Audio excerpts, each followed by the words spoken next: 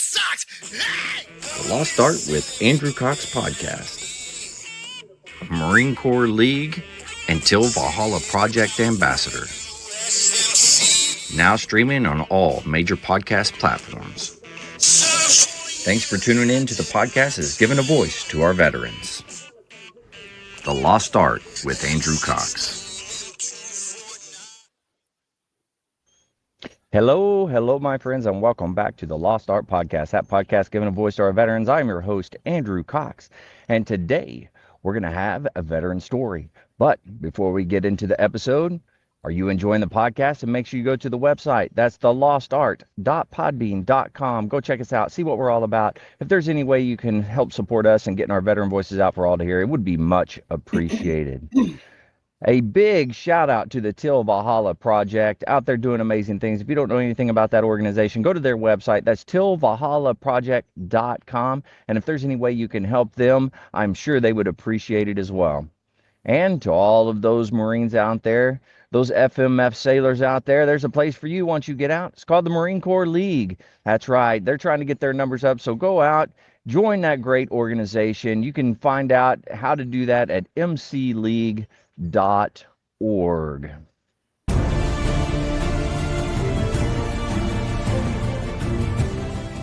Are you a Marine veteran?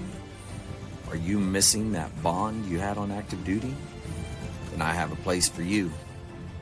Join the only congressionally chartered Marine Corps Veteran Service Organization, the Marine Corps League. Get that brother and sisterhood back in your life. Become one of the fewer, the prouder, a Marine Corps League member.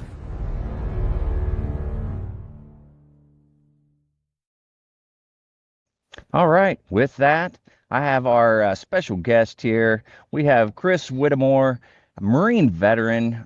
He's down in Texas, San Antonio area. But Chris, how you doing today? I'm doing great, sir. How are you? Oh, man, I'm fantastic. I get to sit on here and listen to your story. I mean, it can't get any better than this, right? Yeah, no, for sure, for sure. Thank you so much for having me on. It's always a pleasure to do these for sure. Yeah, absolutely. So I guess let's kind of go back to the beginning. Where did you grow up? What was that like for you? And then what drew you into the military? Oh, wow. Okay. So I ended up growing up all over the U.S. because my father was active duty Navy. So I kind of got a feel for military pretty much my entire life. Finally spent most of my adulthood in a small town that kind of became infamous, Paradise, California, with the big fires. It's kind of right. my hometown. It gutted the whole town, and it was yeah. I mean, the movies and all the shows and stuff like that on it is pretty wild. So you were there when that happened? No, we were okay. down here, so we got to kind of listen to it on the dispatch radio thing that you could listen to them and all the chaos. And then of course you see like Google Earth and all the places like completely detached, and I'm just like, oh. But so majority of all my family served in the military, Army, Navy. My grandfather won the Silver Star in Pearl Harbor during the bombings of 1941. Wow. And so he kind of pushed me, gave me the extra nudge toward the military, and I knew I didn't want to be on a ship. There was no way I was going to go under the water in a sub. And, you see the Marines in a dress blue uniform. And of course, unless you're under a rock, you're immediately drawn in like, oh, who are those guys? Yeah, absolutely. Yeah. And in September of 95, that kind of jump-started the journey into the Marine Corps back when it was a little calmer than it was, during my later career. Right. Okay. So now, what year was it that you started? You went to join up? It was September of 1995. Okay. September 19th, the Yellow Footprint happened, or the Yellow Footprints happened. Okay. Yeah. Who was in the Marines knows exactly what that is. Absolutely. So what was your take on? I mean, you had military background from your family and things like that. So I'm sure you heard many stories. So what was your take on it once you showed up? I made one of the cardinal mistakes and decided I was going to watch Full Metal Jacket with my grandparents before the night before I shipped out. So of course was thinking like, wow, here we go. We're gonna have Arlie Ermy, and it's gonna be just like this. And then I get there and I'm like, what is this? I mean, it was chaotic. I mean, that was back when they did the swarm thing, and the drone instructors were like that back in the 90s. But it was definitely a reality check. It was not Heartbreak Ridge. It was not Full Metal Jacket. It was not any of those Hollywood hyped up movies. It was so that was a little disappointing, but the disappointment of that was quickly replaced by the chaotic nature of that. That first phone call where they're slamming their heads against the thing, that 5-minute phone call thing, and I was like, oh man, what did I do? I was it was military, or I was kind of going down the wrong path with, getting tickets, getting in trouble, and doing the dumb stuff. And I was like, well, it's time to grow up, and what a place to get that first dose of reality that childhood is over. It's time to play, grow up like Fast and Furious. So. Yeah. Now, how were you a little bit older when you went in? You weren't right at 18. What were you? Yeah, I was 18. You were, okay. Ended up serving 1995 to August of 1999. Got out, moved to Texas, and then rejoined back up in June of 2004 to the point where I medically retired in July of 2015. Gotcha. Okay. Well, let's take us through your boot camp experience. Do you have any I would say sea stories from boot camp, anything that stands out in your mind? Definitely back then, it was a lot has changed that we all if we keep up with the Marine Corps stuff, the boot camps are changing, the generations. Absolutely. Back then it was what was that stuff? Neverdall, where you got to Neverdall all the stuff, and you're still spit shining your boots and the brasso and all of that stuff. I remember specifically, and I don't know what he was thinking, but this other recruit ran up there and started drinking water out of the fountain that's right outside the drone instructor hut, and the guy came up and split his lip open, had to get stitches, but we're just like, oh my God.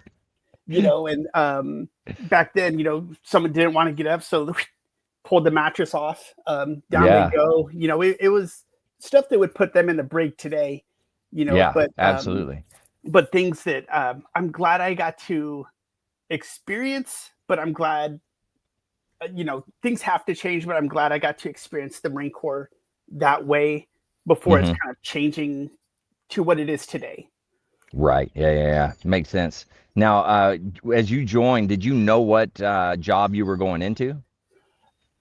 Yeah, sort of. I was kind of like that bad generation. Back then it was Contra, maybe, the little video games. And I was like, okay, I'm going to run through the woods. I'm going to do this. I'm going to be in the infantry and all of this other stuff. But I had no clue. You see the movies and all of that stuff. Again, Full Metal Jacket. I'm like, okay, I'm going to go into the infantry. I'm going to be a machine gunner. And that's how I graduated boot camp, 10 feet tall and bulletproof. Then you go to the School of Infantry, and I'm like, okay, this is awesome, getting to shoot guns. And, that's 3 months of just boot camp with kind of but being a Marine in a way. And then I got the best news ever and was assigned to 3rd Battalion, 3rd Marines out there in Hawaii. Oh, nice. I was like, jackpot, it's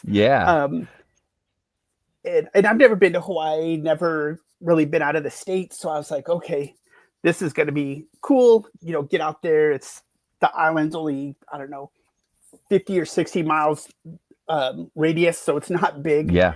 But I got to go to Hawaii where people pay thousands of dollars to visit. And I was going to get paid to live there for 4 years. I mean, it was unreal.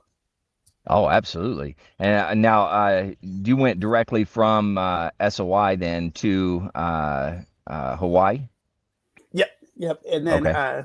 checked in, nice uh, the alphas with the little single Firewatch Right. ribbon and all of that fancy stuff. Thinking, I had it all figured out because I, graduated boot camp. I made it through SOI. Yeah. I know exactly what life is going to be like in the fleet, and not even close. You you misjudged that just a little. Like tenfold. Like it was not even relatively close. And back then, in the early '90s, we were the senior Marines were the initial Desert Storm guys. Yeah. So they were transitioning out, and you check in, and it's kind of like maybe like the new guy in prison when you're walking down the hallway in the barracks, and all of a sudden the doors come flying open, and you're like, uh, and you're I freaking love it. out, and of course it's Thursday, so field day Thursday, All right. and there's no better time like the present to get that started. So instead of taking the alphas off, we're field daying with the buffering the hallway and alphas, and I'm like, God Almighty, like, but Awesome. oh God, I had so much. Looking back, I can't believe I got to be part of all that. I mean, at the time it was horrible. I was like, what is this crap? You know, Yeah. this I'm away from home for the first time, really, and I'm dealing with this like day one. Like, what is maybe Hawaii wasn't going to be so great, but once Yeah. things settled in, it was so yeah. We had so much fun in Hawaii, and of course the beaches everywhere. So Oh yeah. Now, how was that transition into it? So, you're now in the infantry unit. There's the training aspect, there's all that type of stuff. So, what was your, I guess, daily routine while you were there? And then how often did you get to go see those beaches?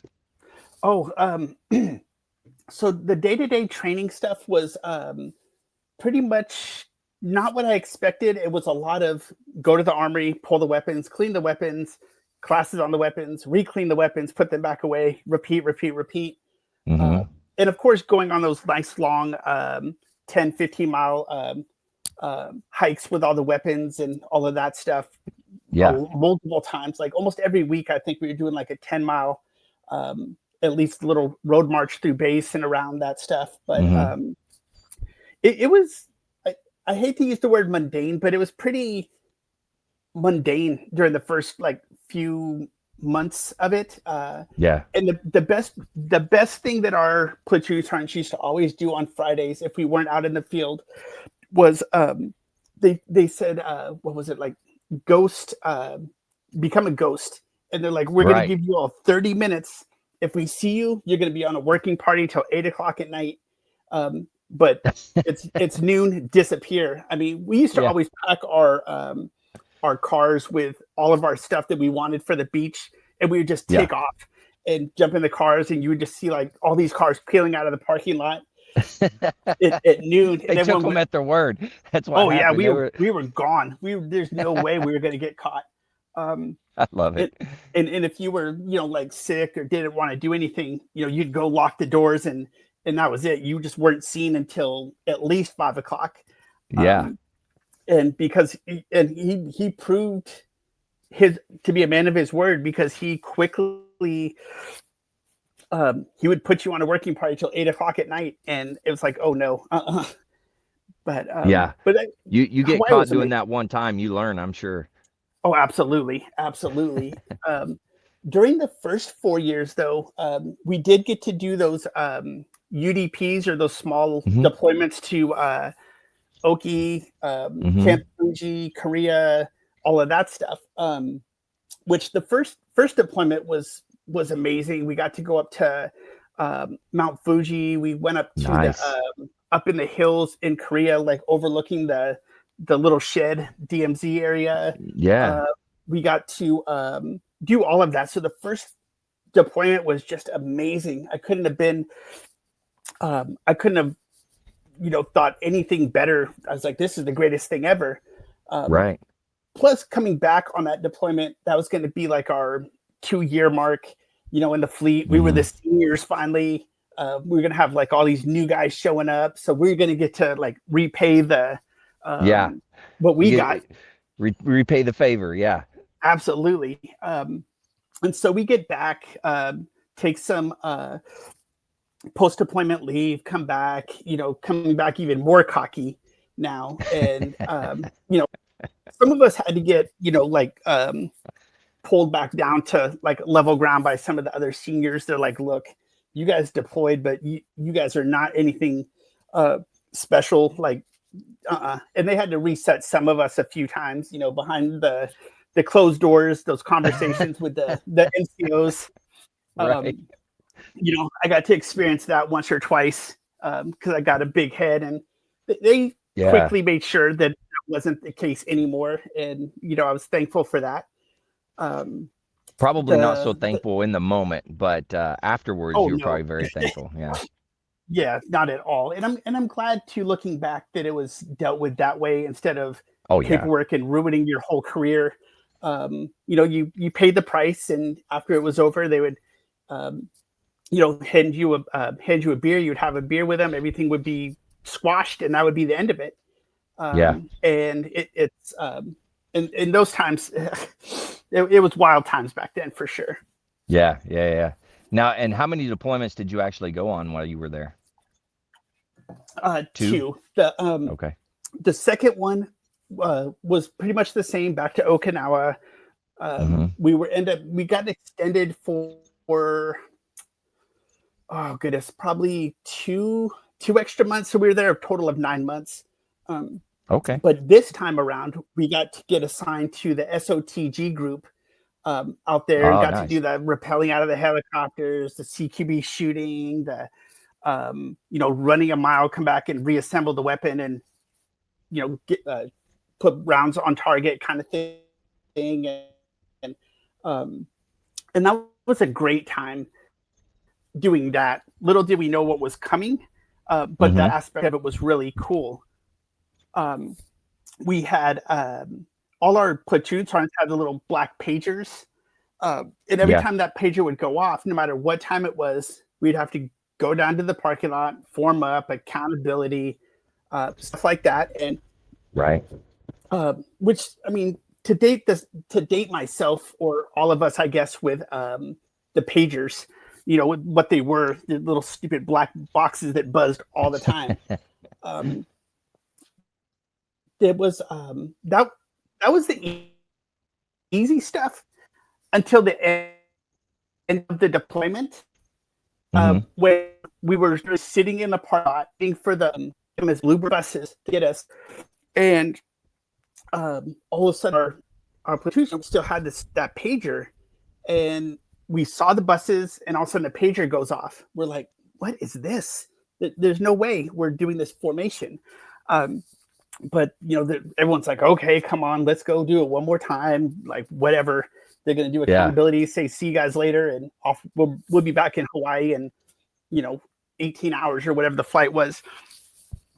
Little did we know, back in that was in 97, when all that Cambodia stuff, that family got hidden out in the hotel, and the royal family got taken out. And this guy was hiding up in a hotel with the Americans, and told, right, all your stuff off butts and get back over here. We're going, we're going whatchamacallit, we're going to go down to the Air Force Base, fly on a C-17 into Thailand, and we're going to stage with the rest of the special operations group and wait for something. And so, off we go to Thailand.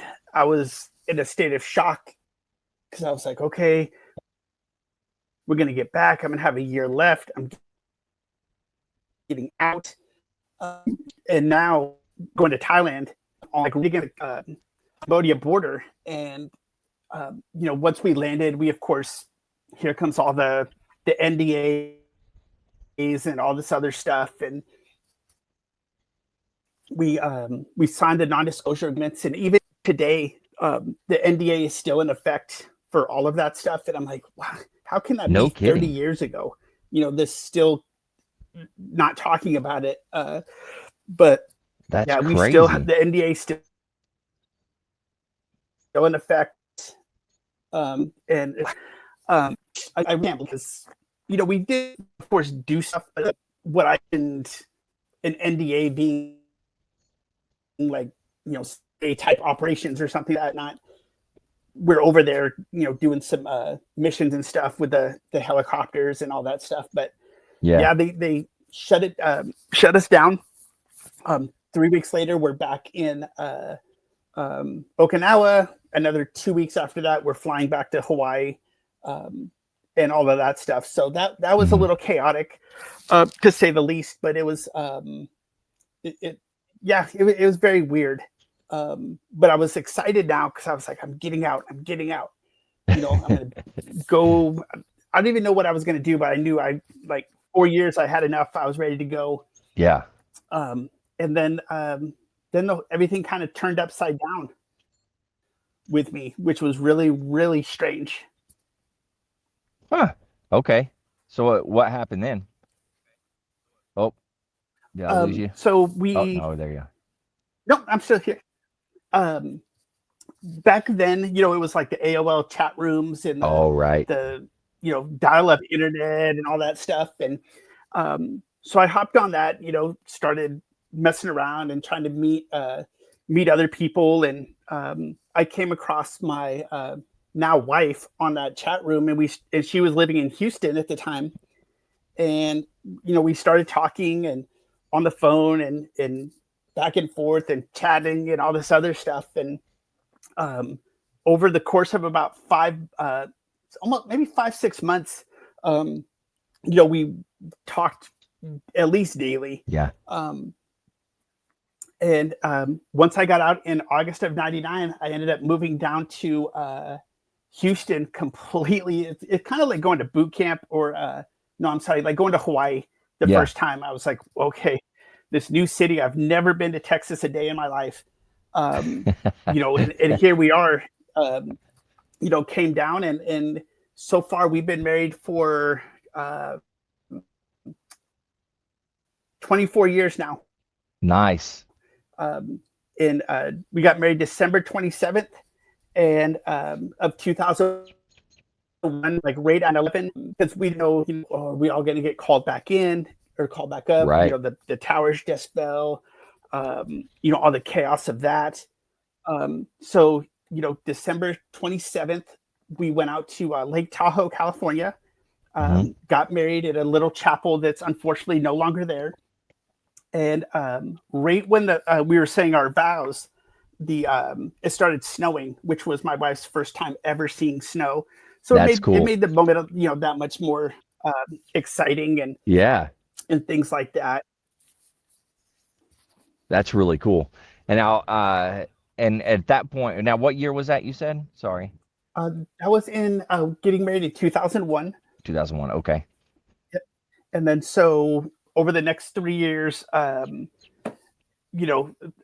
hearing the stories and knowing friends were still in the military and deploying during the 03 push, which really was not, what was it, 3 weeks or something like that? It wasn't really a push. They just kind of stormed through and that was it. I was struggling, trying to find that job that made me happy. And right.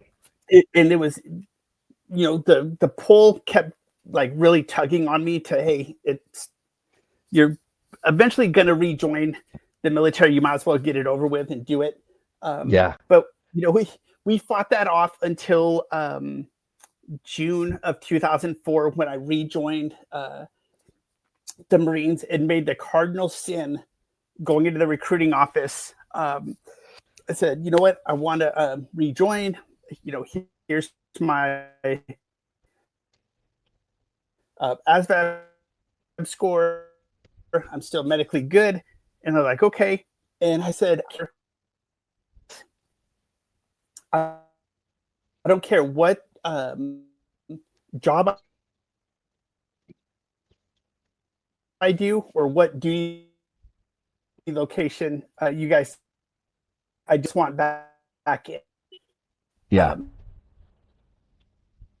That was horrible. In 29 Palms, California.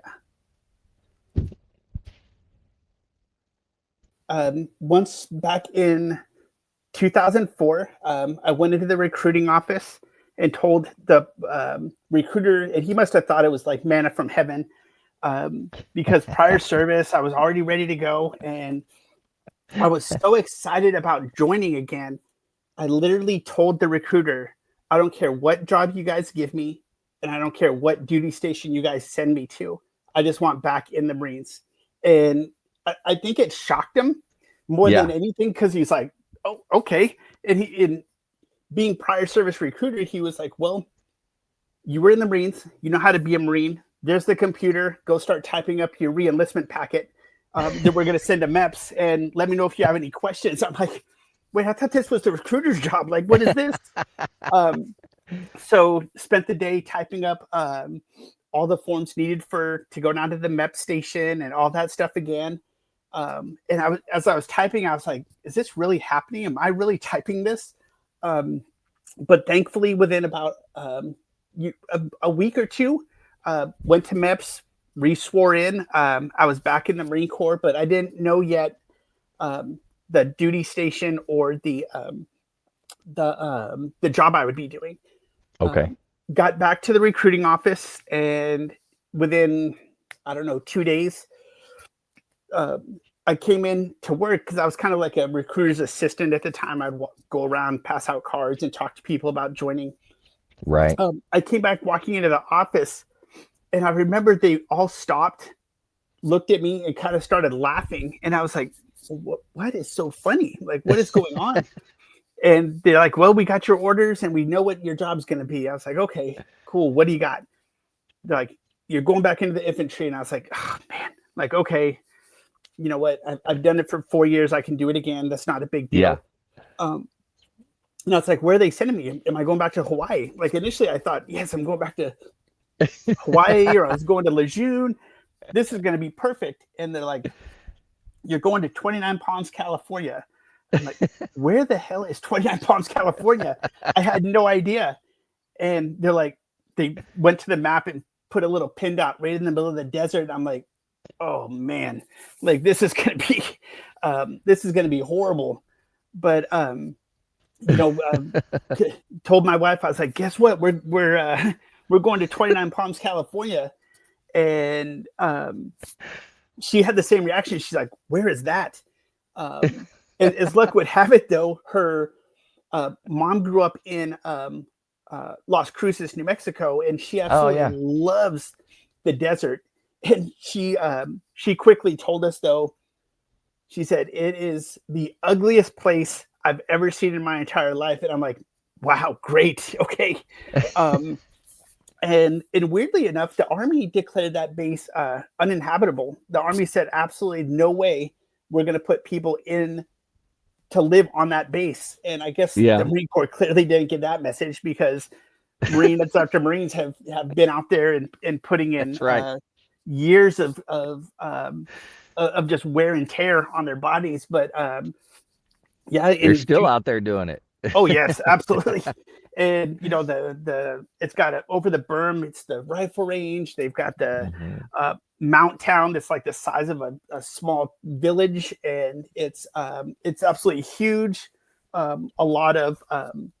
great place to train. I mean, you couldn't have asked for a better place to go out and train and get ready for what was coming up, which was countless trips back and forth. Mm-hmm. And so we had the military movers come pack us up, drove us out there, and the unit that I was going to was still in Iraq and would be getting back, I think a month and a half after we arrived. So it would give us a little time to blend, kind of learn the area and make the 20-minute drive to Walmart and hour and a half drive down to like the local mall, I guess, in Palm Springs. And it's that place. A lot of great memories, but I'd not be sad if I never went there again. And what unit did you go to out there? I got assigned to 3rd Battalion, 7th Marines as 37. Okay. in the weapons company, which was, a, a great thing because I was like, oh man, vehicles. We load Yeah. everything in the vehicles. We're not hiking all this stuff on our backs. Yeah, absolutely. And that's a pretty good deal for an infantryman, you know. Oh Uh, yeah. not hiking everything is always a plus. Oh, 100%. But then I did, we got to do every other week. We were over Hmm. the berm for like 2 weeks on end, like always out in the field, always training.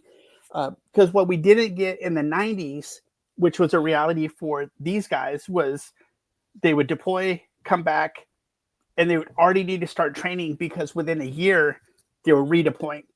Right. So there was no time to like kick back and do like the, Hmm. you know, Aloha Fridays, hit the beach by noon. There's none of that. And no oceans.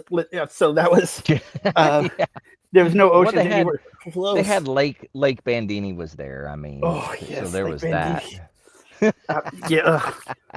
Lake Bandini, that when the wind would shift, it would be all over. You could smell Oh that yeah. from even over the berm. You could be like, ugh, that kind of thing. Um, so we start training and we find out this was in, God, they got back in the first week of August. Okay. So by like mid-September of '04, we were all called in and they said, okay, September of '05, we got 1 year to get all of this stuff done. Now we're going to Ramadi, Oh wow. Iraq, right and that's during the first elections, the big push through Hmm. Ramadi, right after that ridiculous Fallujah in and pull out kind of thing. Yeah. And I was like, okay, well, we've been training for this for a long time. Deployment's just going to be another thing. I was so naive, even at that age, and God, by that point I was 25 or 26, and I had no idea. These 18, 19-year olds, Yeah. like off their first deployment, look like just chiseled rock. Like there's just no expression. And for me, I was like, oh, cool. Okay, here we go. So I wish I would have learned long before we got there what life was really going to be like. But I think you can't project or kind of get a real understanding of what a deployment like that is going to be like until you're actually Hmm. boots on the ground. Yeah. Um, but so, and during that whole train up, I was, getting older. I was like, oh man, I want to do the special forces stuff. I want to, jump out of planes. I want to Yeah. do all of this stuff. And, there was no recon units out there to do Hmm. the tryout for or anything like that. So the next best option was our battalion level scout sniper teams were having Right. an indoc. So I was like, you know what? I'm not getting any younger. If I'm going to try this, it's time to go. Um, I was definitely going to get a dose of reality quick, and did the indoc. Spent many of times down near Lake Mandini. Um, we would do pigs in the mud, and in you go and out you go and roll through the Yeah. dirt and stuff like that. And now all of a sudden, no, what I thought was, oh yes, I've got vehicles. All my gear's just going to be driven around. Well, now is with the state team. There's no vehicles Uh, patrolling out into the city. Everything's on your back now. Um, yeah. so we get those old school rucksacks, and on the back you Mm. go. And oh god, it was miserable. I was 170 pounds probably at that time, and with all Okay. the gear loaded out, I was probably closer to like 260, 270. Oh my Um, God. and I mean, we got to use those old school rucksacks with the Yeah. Alice pack frames and the big heavy rucksacks. Hmm. But we had those things like maxed out, um, Oh my and filled to God. the brim. Like the webbing was like stretched out. Because when we got over there, we would deploy out into the city for 3 to 6 days, Yeah. and we had to carry enough claymores, frags, flashbangs, stuff like that, Mm-hmm. because we had to withstand. If something went down, we would have to defend ourselves for 20 minutes before QRF would actually be able Right. to get there. So, you would carry water, but that, of course, wasn't the main thing. It was just bullets, and a Yeah. few waters and some stripped down MREs like the applesauce and Mm-hmm. dried up ramen noodles and Jolly Ranchers and whatever small stuff you could stick in your pockets. Yeah. And that was going to be life for the next 7 months, Mm-hmm. which was hands down the hardest and most memorable deployment ever. I Yeah. could have envisioned everything that was going to take place during that deployment. Yeah. Well, now you were in the city of Ramadi. Like where exactly were you in Ramadi? We were on the small little point at Hurricane Point, the Hurricane Point. Euphrates, and the Tigris River right there where they joined up, which Mm-hmm. weirdly, like kind of going back to like biblical times, it was like supposedly where the Garden of Eden was in Ramadi. And I had no idea, but we were there when we would operate south of the railroad tracks. We would operate, Mm-hmm. Did you make it over to Ramadi? Yeah, I was in. Well, I stayed at Blue Diamond whenever I went. Yeah, Okay. it was around the same time that you were there. It was when I was there. Yeah, we got September through March of 06 when we finally came back. And so we would go down to the government center, the Mm-hmm. 242 checkpoint, the little Buckeye all the way down along the what we thought were the rivers running through that city. We quickly learned it was not fresh water runoffs. It was those sewage ditches that led all around the city. And that the smell of low tide.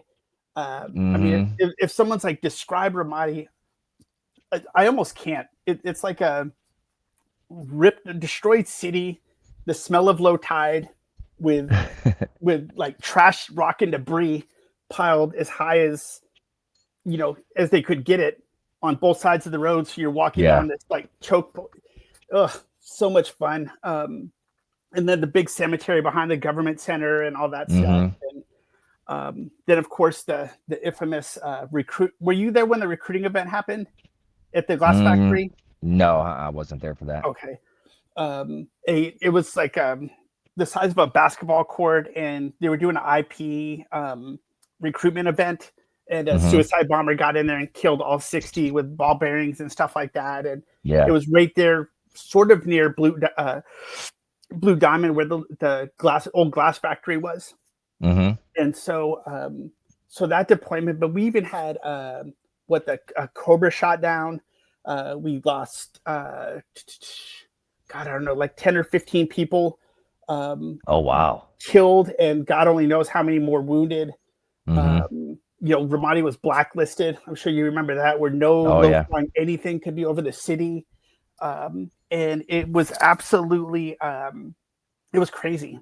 So well, they called it the Wild West at that point, and it really was like the Wild West. Yeah, and it's and what's so hard to believe is looking back, that was 20 years ago. Yeah. Which I'm like I still can't even fathom. I mean, I've been retired for 10 years, which I'm like, what? Like, there's no way Iraq was 20 years ago. That was like maybe 4 years ago. Yeah. But turning 49 in May, so I'm like, God, I guess that was a long time ago. But it was it was wild. So yeah, Ramadi, and then 07 we did the stayed with the Scout Sniper team, but jumped over to 2nd Battalion, 7th Marines, because when you come back, there's especially during that time, there was that stigma that existed. Like, if you have issues, you better keep your mouth shut if you want to stick around. Yeah. And I was no different. I was like everyone else. I would cope with drinking every night, and I would try and maintain that lifestyle. But I mean, God, all of us, our livers got to be. I mean, it's one thing to go to a Marine Corps ball and have that fun. It's Yeah. another thing to drink just to be able to sleep. Yeah. And so, I trying to regain all that lack of control. I was like, I can't do this. I can't be in the States. I want to go back to Iraq, where at least all you had to worry about was walking down the street, and if it happens, it happens. And hopefully it's quick and you'll never know. Yeah.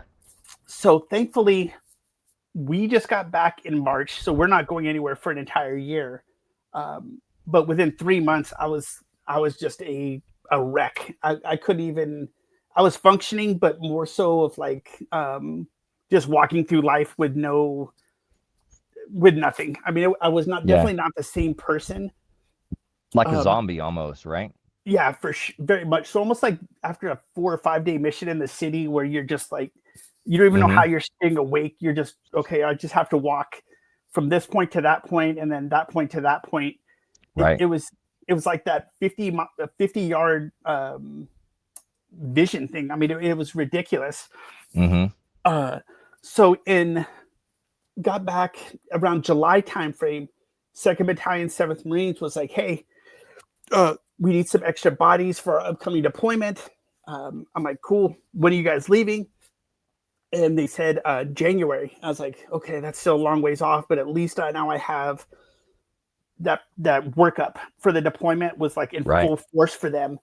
And so I would be like 2-3 weeks out in the field at a time, back for a week, back out. So I was able to kind of fake it type stuff. And in January of 2007, we ended up heading it to Camp Fallujah, and we'd operate the Zidon, Karma, like all of that little wonderful area around Fallujah. And, another 7 months. The first 7 months were mighty, rainy, cold, miserable. As you remember, second 7 months, flipped the script, and now it was the summertime. And we'd be there for that back part of the summer, and it's hot in Texas, but that's another hot. That's a different level of hot. Absolutely. For those who maybe got to go over there or not go over there, it's, I don't know, kind of probably like being in Yuma, Arizona, maybe in the middle of the summer. It just that baking 115, 120, 130s. When you're out and about and you're you got your gear, all that type of stuff, your camis, like when you take all your gear off, like from head to toe, it's like you jumped in the river and got out. You're completely soaked, which was amazing to me. I didn't know I could sweat that much. And then the salt stuff, you could stand them up in the corner, and and you see the salt stains. I mean, it's pretty wild. And you're never gonna get that out. And gives new meaning to being salty. Very much so, very much so.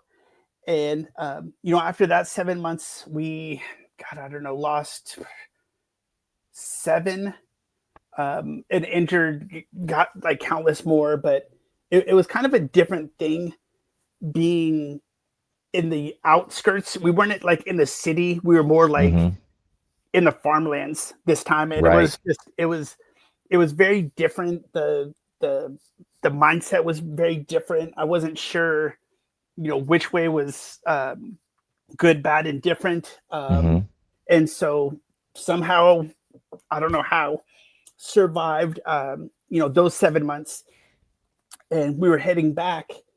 And during this time, though, I made a promise to my wife when we first rejoined that I would stay in until I retired. No more job hopping. It was going to be stability and things like that. So as luck would have it, in Fallujah, the career planner was like, "Hey, you're due to re-enlist. What are you going to do?" And I'm like, "Re-enlist? Like, are you really asking me about re-enlisting over here? Like, like you probably picked the worst time. Like, I'm exhausted. My wife lost, a family member that she was really close to. While you were over there. Yeah, and you can't do anything, but you hear the anguish, and you're just like, oh God, like, which is horrible. And you can't focus on that, because the minute you start worrying about here, it'll be a matter of seconds before you're taken out over there. Yeah. So I had to kind of balance both sides. I was spiraling further and further into like that PTSD hole Yeah. that so many of us find ourselves in, but refuse to admit we were in that hole. Hmm.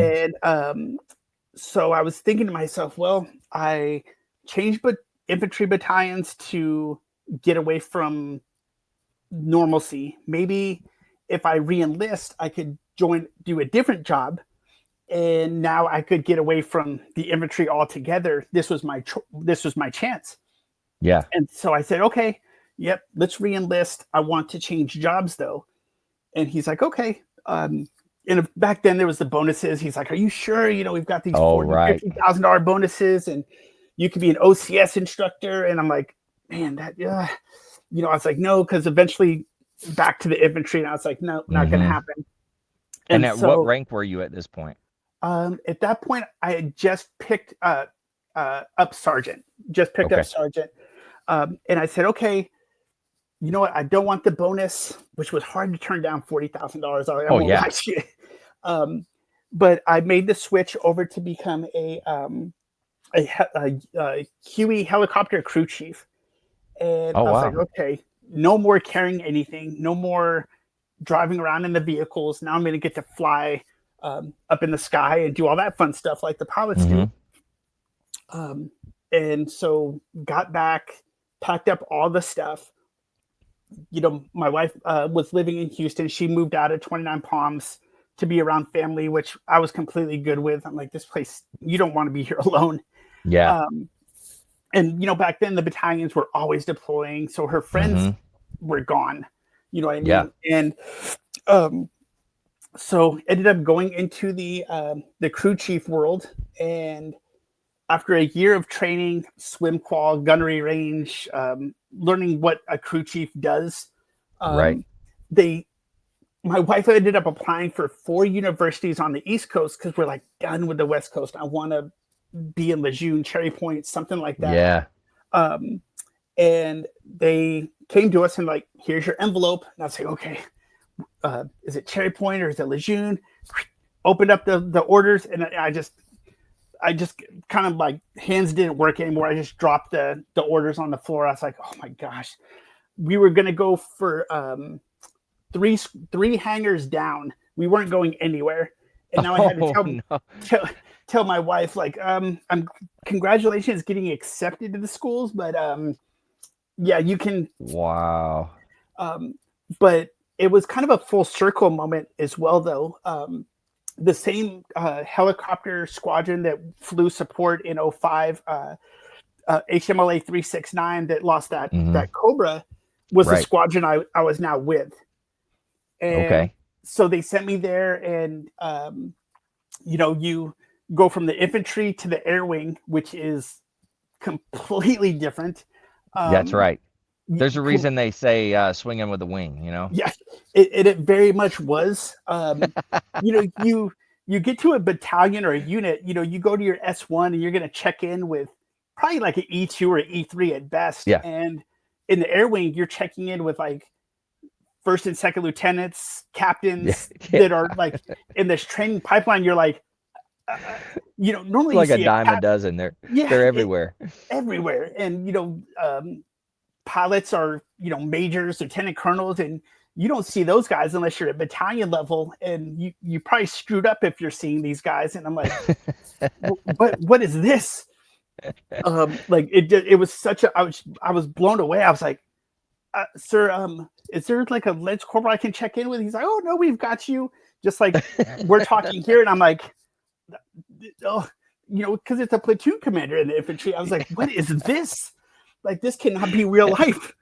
And it was crazy though. So we got to I got fully checked in and started going through the training pipeline. And as luck would have it, there was a lot of guys still in that squadron that had deployed in 05 as like brand new guys. So they still remember all of that stuff. So of course the Q&A back and forth, as Marines do. And I'm like, oh man, like I don't really want to get into this, that kind of Yeah, thing. yeah, And so, and there was even, we lost a platoon commander in '06, right before we came back. And one of the pilots I was flying with now was roommates at the Citadel with that officer. oh And wow, I was like, oh, so of course, so what really happened? Da, da, da, da, what was it like over there? Da, da, da. And I'm like, oh, like, da, da, da. Don't really want to talk about this. But, shortly after that, we had to train up because here comes another deployment. And by this point, I was like, all right, here we go, whatever. I cared, but I didn't care because after 2 infantry combat deployments, I was like, whatever, the wing deployment, this is going to be easy. We're going to swing with the wing. We're going to be over there, hot showers every night. This is going to be great. And so I was like, okay, back to Iraq. I mean, I'm familiar with Iraq anyway. And they said, nope. In May of 2010, we are going to Afghanistan. And I said, okay. Helmand Province, Afghanistan, during the time where the Americans just took over the Sangin Valley from the Brits and like all of that. So it was the Wild West. It was '05 all over again. Right. And I was just like, oh. But what I didn't realize, and of course the summer was hot and heavy, and we'd maybe get a few days of cold before we came home, but we were going to be there through the heat of the summer, which like 130, 140 degrees. I'm like, that's why these people like are so angry all the time and they want to fight, is because they're so hot. They've just melted their brains. And I was like, man, this is just insane. But one thing that in the infantry or another unit, there was no restrictions. If they wanted you to operate, 3 weeks straight, 24 hours a day, drink Red Bulls, and good luck. In the air wing, they have like this flight requirement thing where you can't exceed so many hours per day. And, we were working midnight to noon or noon to midnight shift for the full 7 months with no break. 2 weeks into the deployment, we're all standing in a formation with the flight surgeon, signing a waiver saying that we understand the risk of flying beyond, like in the red, as they called it. Our entire flight book was completely red. Like we were in the red. Yeah, the entire 7 months. We ended up flying 9,400 hours. Oh my God! Which is in 7 months. Yeah. Now that was just your aircraft, or the squadron, but yeah, we pretty much we would land, put a helicopter in the maintenance garage, take another one out, test it up because it was flying that afternoon on missions, and it was. It wasn't. We probably would have exceeded 10,000 hours, but the general's like, no more. We're stopping this right now, and he like pulled us back. But we had, I mean, it was every shift. Every like crew chief team, a crew chief on each side, and then the 2 pilots were like, I don't even know how I functioned during the 7 months. We were all so exhausted, where even the pilots were sitting in the cockpits with their like chins to their chest, trying to catch like a few minutes of sleep before we took back off. I mean, just everyone was exhausted, and we ended up, but we flew every type of mission, from medevac to bringing the fallen back to base to be sent home. We'd do convoy escorts, all the typical like type missions you would normally do. And it was insane. And coming full circle once again, I'm used to being on the ground, eye level with all of this. Now we're flying at 1,500 feet. And so I'm like, okay, we're kind of reactionary at this point. This is not as fun as I thought it was going to be. I mean, we still shot a lot of bullets. We slung downrange, and a lot of rockets we sent into tree lines. And our intel guys told us we had 160 confirmed by the end of the 7-month deployment. Wow. Which we're like, awesome.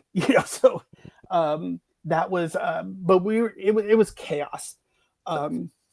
And so we ended up, going through that. And as we're flying, I didn't know what units were beneath us, like on the ground, as far as like the infantry battalions and stuff like that. And so one day I was talking to our intel guys, and I'm like, so who's down on the ground right now? I know we've got the Brits, the Italians, the Georgians, all this stuff. He's like, well, we've got a few recon units out of the East Coast, and we have 3rd Battalion, 7th Marines is down there, and so is 2-7. I was like, are you kidding me right now? Like, wow. I was like, I can't, and still knowing some of the guys on the ground, every time I heard something, I was like, oh no, I don't want to see their names. And unfortunately, a few people that I knew, their names came across as being lost. But flying above them now, it was just insane. But it was thankfully it's almost surreal, I would imagine, as you're flying over them, and a lot of the individuals down there, Yeah, it's very surreal, especially hearing like their names across the radio, like the call signs. Right. You know who they are. You're like, oh man, like okay. There's our company gunny is now the gunner for the infantry battalion, and he's talking to us, via radio, and I'm just like, wow, like how is this even possible? And things like that. It was just unreal how it all kind of played out. But thankfully survived another 7 months somehow, and flying back 2 weeks before Thanksgiving. And got selected to staff sergeant already. Nice. And our sergeant major was nice enough to come out one night, and he's like, so congratulations, you're selected for staff sergeant. I was like, oh, appreciate that, sergeant major. He's like, you know what a staff sergeant select is? And I'm like, I was like, no, sergeant major. He's like, a freaking sergeant, get to work. And I'm like, yeah, right, sergeant major got it. Like no problem. And I was like, God, infantry, and he was an old infantry recon sergeant major who came to the air wing. Yeah. And when he said that, I was just like, okay, yep, there's my piece of the infantry right there. Like, sergeant, still a sergeant, get to work. And leave it to the Marine Corps. The Marine Corps is, hey, they're gonna tell it like it is, it's as it should be, 100%. And then my next dose of maybe hardship came on our flight back. The career planner walked up to me on the flight, like, we're kind of going in and out of consciousness, and he's like, hey, as soon as we land, I wanted to prepare you for the news. And I'm like, okay, like what's going on? What happened? Is someone hurt? Like what's the deal? And he's like, well, when you land, you're going to be promoted. We're landing in November. You're getting promoted in March 1st by midnight. You're checking into recruiting school. And I'm like, oh my gosh. I was like, this can't be for real. Like, there's no way. But sure enough, it's going to recruiting duty. And I'm like, right after a deployment like this, you're going to send someone on recruiting duty? Like, what? Someone didn't think this one through very well at all. And well, that's supposed to be your break, right? That's what they tell everybody. Like, oh yeah, you're going to take a break from it. You've had 3 deployments to this point, so we're gonna give you a break. Go on recruiting duty. Yep, and I was definitely like, not a break. No, that was I would rather deploy for 3 years straight than be on recruiting duty. I absolutely hated it, and I wasn't in the right frame of mind. I wasn't able to kind of switch off the deployment mindset to the mindset you need to have as a recruiter. You need to be very PC, meeting with families and talking to these high school kids about, hey, you want to join? Let's get you going.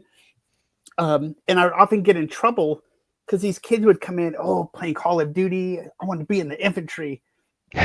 Like, this was me in the 90s. I'm like, yeah. But so what I'm going to do is I'm going to show you guys a deployment video was made. And do you really want to do that job? And a lot of them are like, yeah, no, I want to be Intel or comm or Yeah. something, like definitely not that. And I would tell them the reason I'm doing this is I don't want you to get to an infantry unit and find out what reality really is in Iraq. Yeah. Like that's the last place you want to find reality.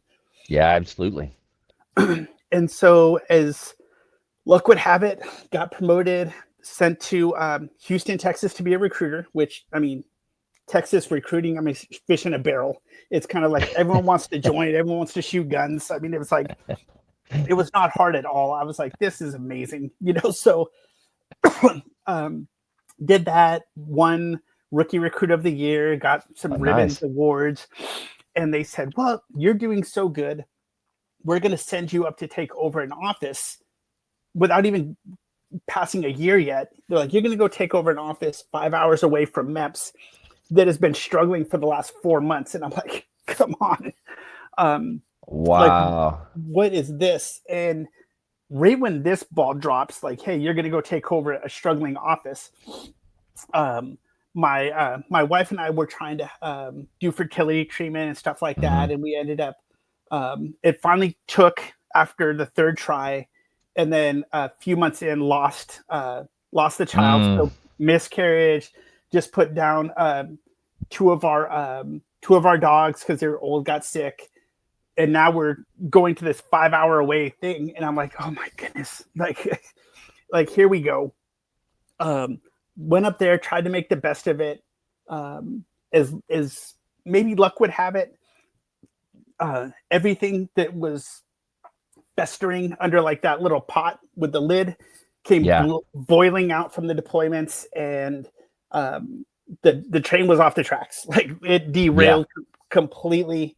Spiraled way out of control. They had to take me off recruiting duty. They sent me to San Antonio Laurel Ridge for a 6-week inpatient thing, and just finally hit that wall that because I didn't understand what the wall was, and I was afraid, like, oh man, if I say one thing about any of this, my career's over, and this is what I know. Yeah. I'm not throwing my career away because of this stuff. So, but following the inpatient stay, they assigned me to a Wounded Warrior battalion here in San Antonio on Fort Sam. And, after about 2 years, 2 years and 3 or 4 surgeries on my back, knees, sinus, like all that stuff, they finally medically retired me. In the July 31st, 2015, that was a wrap. So wow. And how many years was that total then for you? 16 and a half. 16 and a half. Which that's pretty, course, that's quite a bit, 16 and a half years, 2 easy-ish UDP deployments, 3 combat deployments. So the ribbon looks kind of cool with the stars and all that stuff, but I was like, I was exhausted, the Iraq campaign medal was filled up, the Afghan was filled, and I was like, okay, yeah. And it was bittersweet, but it was time to go. I kind of, if someone had a checklist, like, okay, I want to do this, and this before I end the career, I think I had everything checked. That's good. Yeah. But it was the scary part though. And the reason why I absolutely love my job, kind of fast forwarding almost 8 years to like present day. I wanted to give back. Like I wasn't going to be that door kicker, first one through the door crap anymore. Not to mention if I kicked a door, all my bones would like shatter apart and I'd lay in a pile of dust. So, that like that old, just like, I can't do this anymore. I ended up taking a job with the Bexar County Veterans Treatment Court, which is a program that allows vets or active duty members. I think the bulk of the people were active duty with DWIs, domestic. stuff like this, and we put them into this year-long program. It's just like probation, but a little more strict. And if they complete the year and all the programs and stuff like that, they can have that expunged off their record. So they're Oh, getting a wow. fresh start. And so That's incredible. yeah. And sadly, there's treatment courts all over the US, but there needs to be a lot more because we saw firsthand, we had lieutenant colonels with 19 years in, get a DWI and be like, oh my God, what's going on? Geez. Yeah. And we got them in this program, and the success stories, we had a like 92% success rate of like people not reoffending at all. And I'm like, man, that's great. You guys are doing so good. But right when I took that job was when COVID first hit during that whole like 2.5 year lockdown. So I was learning my job from the kitchen table now. And I was like, this is not how you're supposed to learn how to do this job. Yeah. And so after, 2.5 years of doing that, I was still chasing something. I just didn't know what. So I went from there to the Bexar County Military Veteran Service Center, where I learned how to do VA claims for vets and active duty people. And I still have my certification now. So I still help vets all over the US. Like, hey, you know what? Because I hate hearing about these companies that are like, oh, we'll help you get 100%, but we're going to charge you $1,000 or $2,000. And I'm like, that's ridiculous. Like that should be illegal. Unfortunately, it's not. But so I try and do that. And now, full circle again, I'm working as a MEB, the medical board liaison counselor. Oh, okay. On base. So anyone, Army, Navy, Air Force, Marines, whatever, that's going through the MEB comes through me during their transition, their TAP program, when they're getting ready to get out. And when did you get out? I just retired last year. Actually, so just over a year. Oh, okay, nice. And so you got the newer TAP in 2015. It was Monday, Tuesday, Wednesday, Thursday chilled out, Friday retired. There was none of this what it is now. And so I get to kind of walk them through the MEB stuff. That way they can, because they come in E1 to 05 going through the med board, and they're as lost as a private in boot camp. They don't understand the process. And so I'm able to kind of slow everything down for them, get them into the TAP classes that they need, and really kind of help them and their families like get ready to, okay, what are we going to expect? Like, what's going on? The sad part is I'm the only one who understands the IDES process in our entire TAP office. So every time someone's like, oh, medical, they might do the MEB. Hey, Chris, can you come talk to this guy? I'm like, yeah. So it's come home exhausted because I'm working with 9-10 people a day, answering questions all day long. And I'm just like, oh my goodness, I am smoked. But but there needs to be more people like you that understand the process, because there are a lot of individuals that go through that. Yeah, for sure. And I think right now I'm case managing 140, maybe 150 people right now. Wow. And I'm just like, it's pretty overwhelming. And that's kind of how I got the job though. I was doing a BDD brief at the TAP office, and my boss was like, hey, I read your book. You were a VA rep guy. You went through the med board. When do you want to start working? And I'm like, whoa. Let's slow down. I made this mistake once in 2004. I'm not doing this again.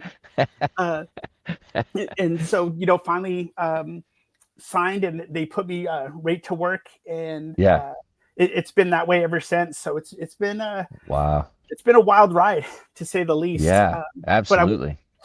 It is as many hardships as there were along the way. I think that would need to happen to make my wife and I what we're doing now kind of made it all worth it.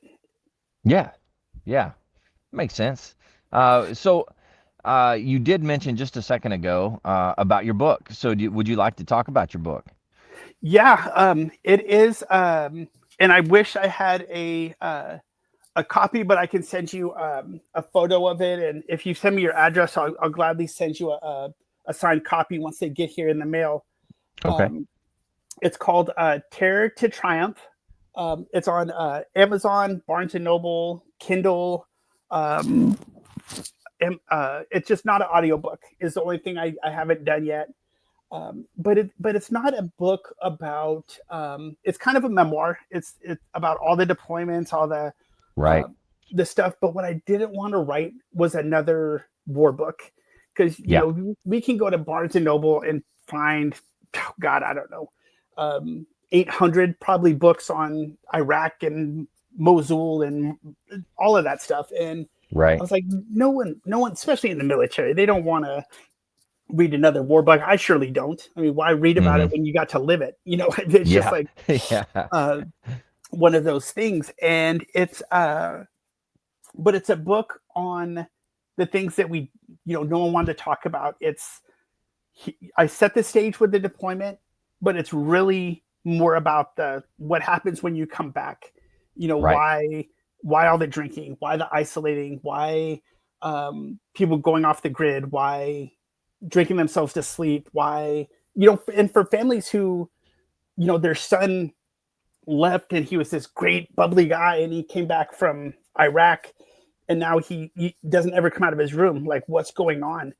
Hmm. And I kind of wanted to paint that picture for people about, like, hey, look, this is reality. This is the dumb things that I did, believing the stigma, like, oh, if you admit you need help, your Right. your career's over. And looking back, I'm like, I wish I could kick my own butt, thinking that way, because who knows what would have Hmm. transpired. And it's more of a book like that, and it talks about recruiting duty. It talks about going through the med board process. It talks about all of that stuff and all the Yeah. deployments back then. And it's as a self-published, not didn't go to like a traditional publisher or anything like that. Right. It's done really well. Sold I think just under 500 books or Nice. something, like which when I wrote it, I was like, I don't care if it's one sells as long as it helps somebody. And I recently, this last Christmas, I got a Christmas card from a guy I served with in Hawaii and who Hmm. stayed in, and then I later served with in 2-7. And he sent me a Christmas card with all his family together, all holding the book.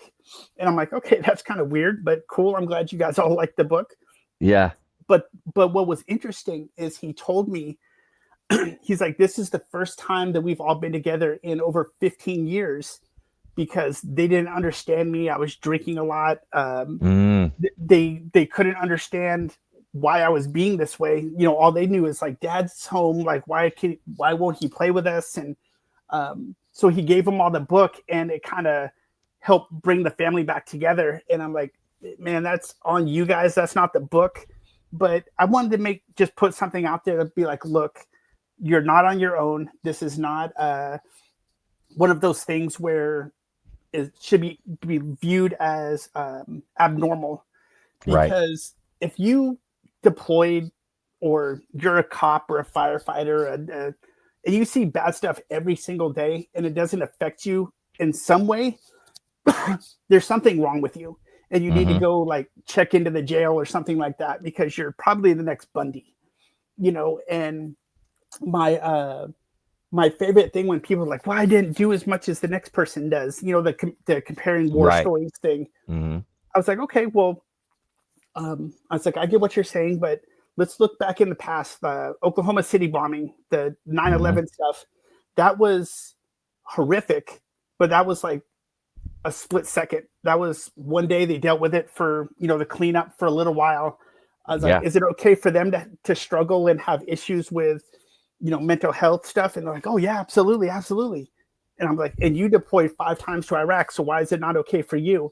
And a lot of Absolutely. them are Yeah. like, and they want to come back with something, but they know they can't because they're like, damn, Hmm. like he got me. And that's what I Yeah. wanted the book to do, is to kind of give people that perspective of like, okay, it's okay to deal with this stuff. It's okay to ask for help. You can't be invincible forever. And the Terror to Triumph piece is, I hit rock bottom. God, almost every other day it seemed like for a long time. Yeah. And now I've got a master's degree. I'm working with people to help them transition out the military, and so if I can do that, so can everyone else, kind of thing. Yeah. And that was the book. And then my wife, who she's it's called the Wife Family Therapy PLLC. Okay. She created her own business, and provides therapy for military families, kids, stuff like that. Because as a caregiver for me, and she was the fro of the units that we deployed with, and Hmm. she saw the need for helping people without going through the VA or TRICARE or Right. trying to get seen on base. Which right now it's so sad. Someone who is trying to seek treatment, there's like a 3-month backlog, and you're seeing once every other month. Whoa. And I'm like, what? So she stepped up and she got licensed in every uh, California, Arizona, Texas, North and South Carolina. Everywhere there's a Marine base, she's Yeah. accredited through TRICARE and Blue Cross Blue Shield and all of this stuff. And she just basically, she does stuff online, and that's the therapy.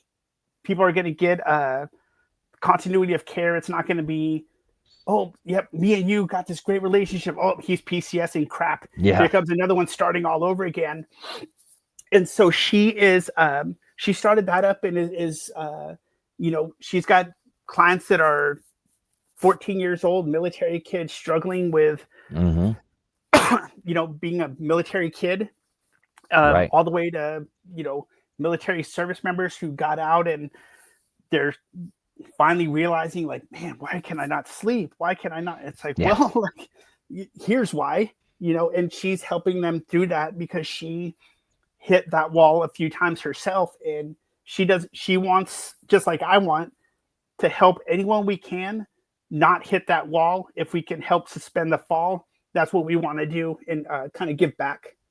Yeah, man, that's incredible. Both of you together doing some amazing things. I kudos to you, man. And the book that you wrote, man, that is an incredible thing in itself. It, just to be able to give that to your family members and say, hey, look, this is kind of why.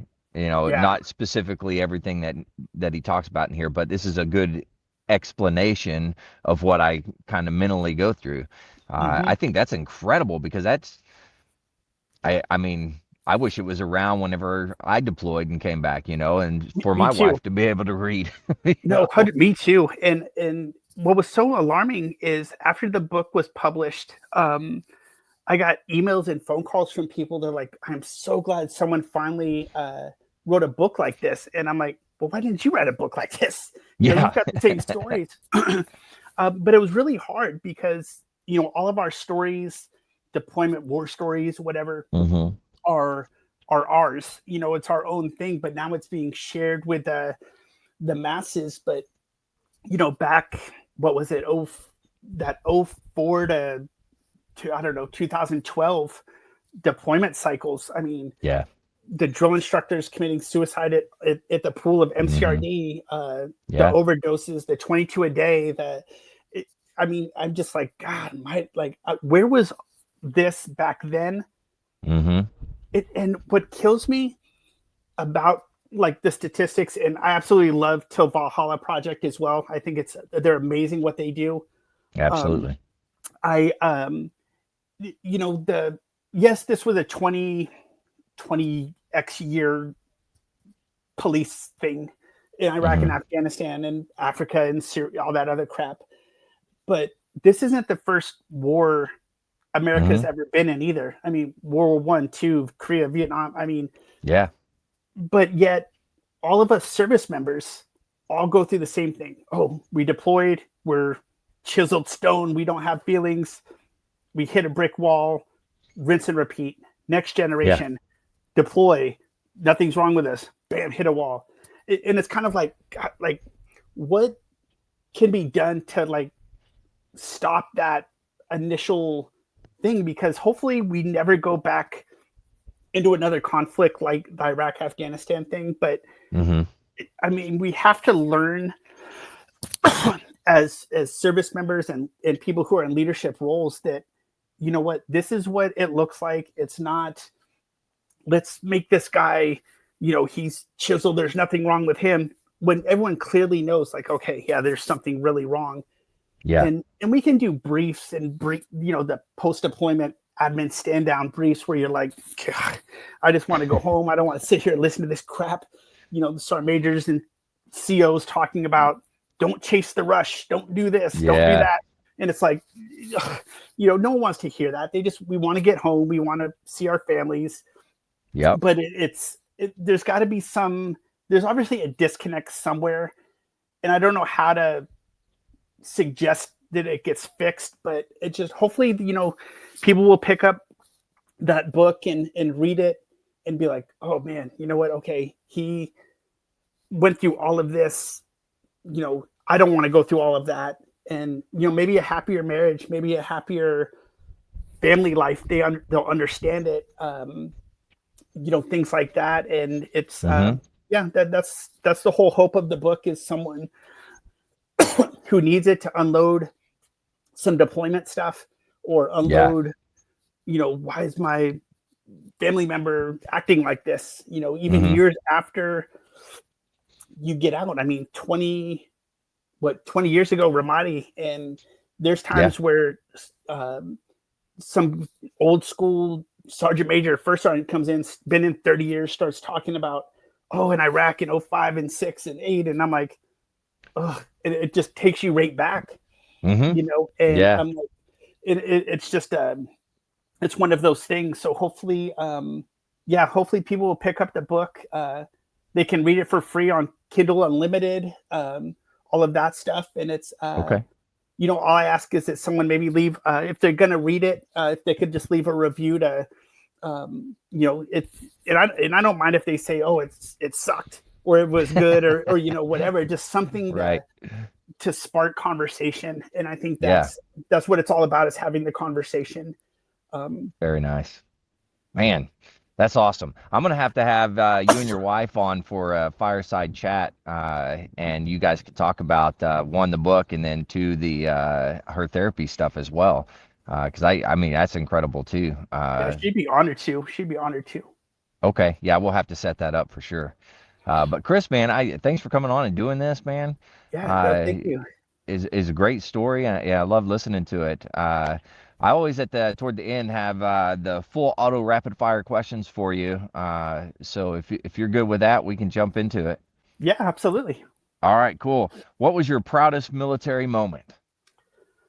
Oh wow. Proudest military moment was, as a um, scout sniper in Ramadi in '05.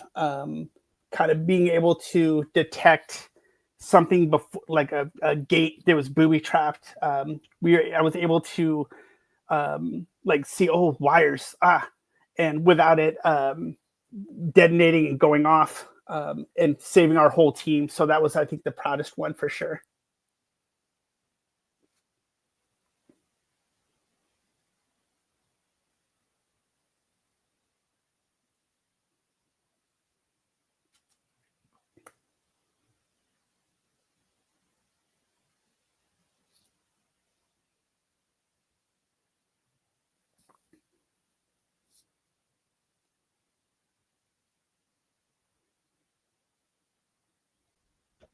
Go ahead.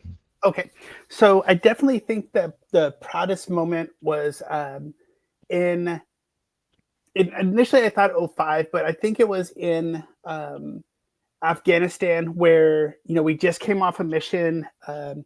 everyone knew like, hey, you're infantry guy, you understand this, getting shot at, really having a bad day.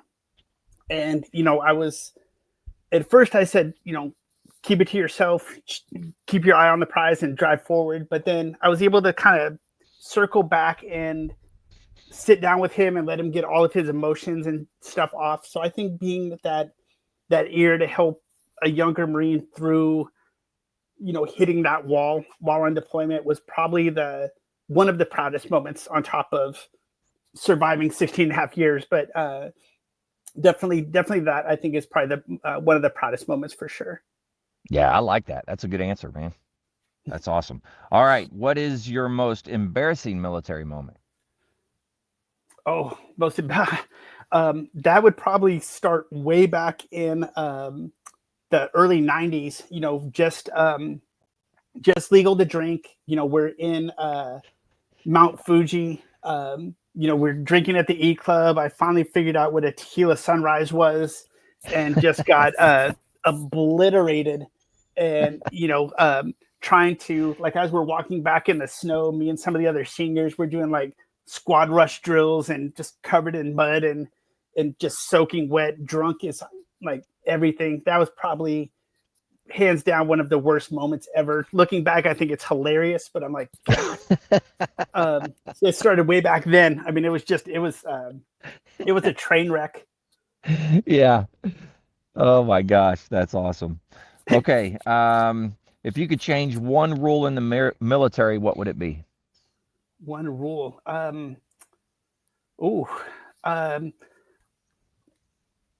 that's a good one. I think the one rule or mindset maybe even is that after each deployment, 3rd Battalion 5th Marines out of Pendleton did this when they came back in early 2011. The battalion commander, married Marines, everybody had to stay in the barracks for 2 weeks. Oh wow. That's where they stayed and lived. That way they could keep, because like on deployments, you're never going to talk to someone else more than you'll talk to the guys who you were on deployment with. So the battalion commander's idea was to keep everyone together and slowly let them integrate back into being back in the States. And it probably saved, countless lives, because they were combat ineffective within 3 weeks of going into Afghanistan. So I think that rule of maybe maybe not 2 weeks, but having them stay together and not letting them go off to their own devices, having someone keep an eye on everyone, so there's not that ease of, a Lance Corporal in the barracks room went from we're all together to now you're on your own, you're drunk, raised or something like that. I think being more aware of what's going on with that stuff and not losing sight of keeping all the Marines together, I think would be a great rule to implement or a mindset to adopt for sure. Wow, man, that's a good idea. I like that. Dang, we're gonna have to talk to somebody about that. And I'm sure that married people hated it, but it's at the same time it kind of keeps them all together. Well, you could do it like, instead of doing it when you get back into the States. I mean, you could do it like before you're back home. Stay somewhere for 2 weeks and have therapy sessions, have all the things, and be able to talk and go through the whole deployment and stuff like that. That way, when you do get back, it's good, Yeah, some of that wave is already, instead of like that going through customs and stopping in all these places, like have a 2 week transition time, not just a few hours here, a few hours there.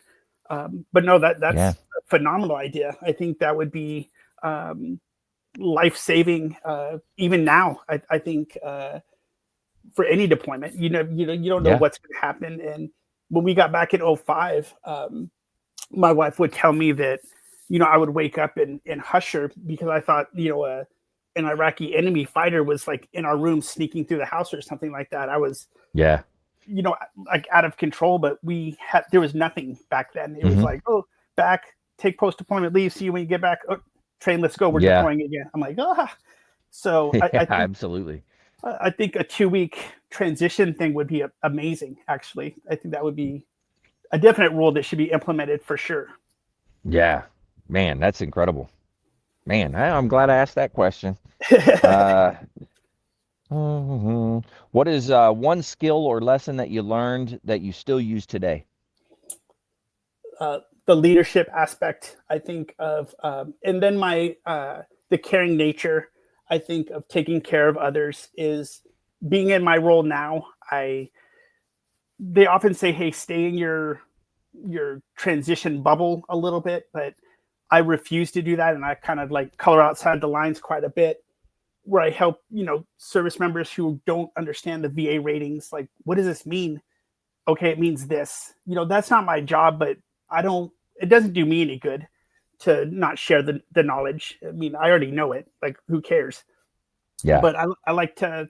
I think definitely the leadership and kind of helping others is one of the things that is going to stick with me. I think forever. yeah, I like it. That's a good one. All right. In the apocalypse, what would be your weapon of choice? Ooh, definitely the Sasser sniper rifle. I think it's the big 50 cal Okay. sniper rifle. Yeah. Because I mean, you can reach out and get someone from 1,800 yards away, and with a 50 cal bullet, I mean, there's not going to be a whole lot of yeah. There's just going to be kind of a mess, Yeah. behind on the other side of that, or the traditional Remington 700 bolt action rifle that we used in Hmm. '05. I think is that thing was indestructible, and it was utilized quite often throughout that 7 months too. So Yeah. one of the two sniper rifles for sure. All right. I like it. What animal best describes your time in service? Oh, probably what are they called? A badger. I think Oh, I think with all the chaos of that animal, and when it gets backed into a corner, it kind of like lashes out, and I yeah. think it's constantly being put in situations. So yeah, I think as weird as that is, a badger, just because That's it's good. trying to adapt to so many different things and backing yourself into a corner, but eventually you've got to come out swinging sometimes and things like that. So That's the first time I've heard badger. That was good. I like that. That was good. All right.